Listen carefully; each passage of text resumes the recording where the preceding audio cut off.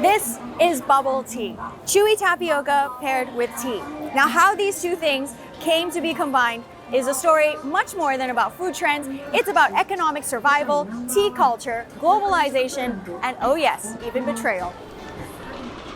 In central Taiwan's Chunshuitang tea house, the perfect cup of bubble tea is boiled down to a science.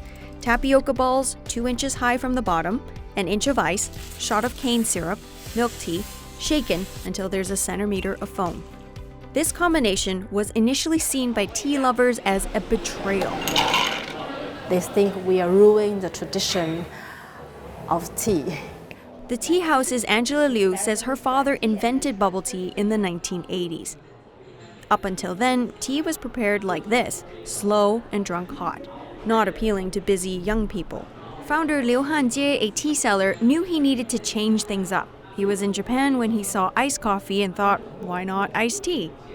Some tea lovers felt a sweet cold tea was an insult, including family members. And so my grandpa, he didn't talk to my dad for 3 years because he thinks he's insulting his favorite things.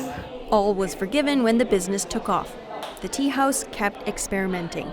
One day, this employee combined her favorite Taiwanese dessert, tapioca balls, with iced milk tea. People loved the taste.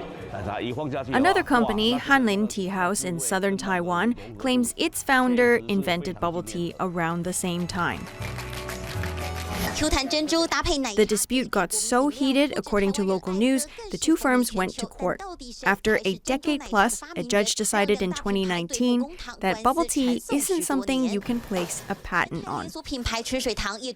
Thank God it was not successful because right now you can see a lot of varieties of the bubble tea shops in Taiwan. Geography professor Po Yi-hung studies political ecology and food trade. Can I call you Professor Bubble Tea? Okay, well, of course. Professor Bubble Tea says the chewy drink was created during Taiwan's economic boom.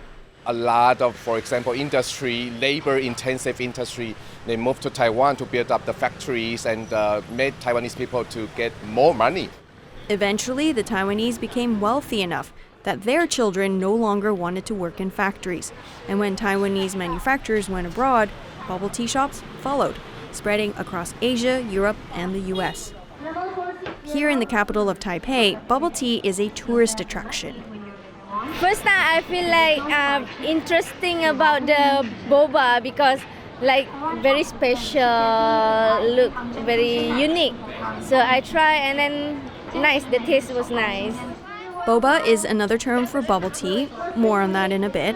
She says she doesn't drink bubble tea often in Malaysia because of the high sugar levels, but many Taiwanese here say they have it regularly. 因为之前也有去芝加哥玩，然后或者去新加坡之类的。那当地的饮料首先就是不能调整甜度嘛，可是台湾大多的饮料店都是可以调整甜度冰块的，是比较人性化一点。我为珍珠奶茶感到骄傲，对。 That pride comes at a crucial time for Taiwan. The island is self-governing, but China claims it as its own and is increasing military exercises near Taiwan.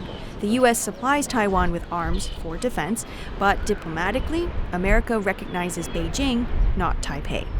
We are not a member of the United Nations, right? So most of the time, Taiwanese people, we will actually have a kind of anxiety about identity, national identity. We try to tell the whole world Taiwan is a distinctive country existing in our world. So bubble tea actually somehow create this kind of soft power for Taiwanese people to express ourselves. As for Chunshuitang Tea House, it may have been among the first to do bubble tea, but it's only got 25 locations in the US through its subsidiary TPT, and they're only for takeout. We want to have a tea house around the world like this, but this is not easy to do. One day, she says, she hopes Chunshuitang could be the Starbucks of tea. Oh, a word she says about that term boba. Tapioca balls used in Taiwanese desserts are traditionally smaller than these. When it was switched to this bigger size, it was sometimes called boba, which is also the nickname given to a 1990s Hong Kong actress known for her large bosom. 物化呢。 So using the name boba milk tea, she says, is kind of objectifying women. And now you know. In Taiwan, I'm Jennifer Pak for Marketplace.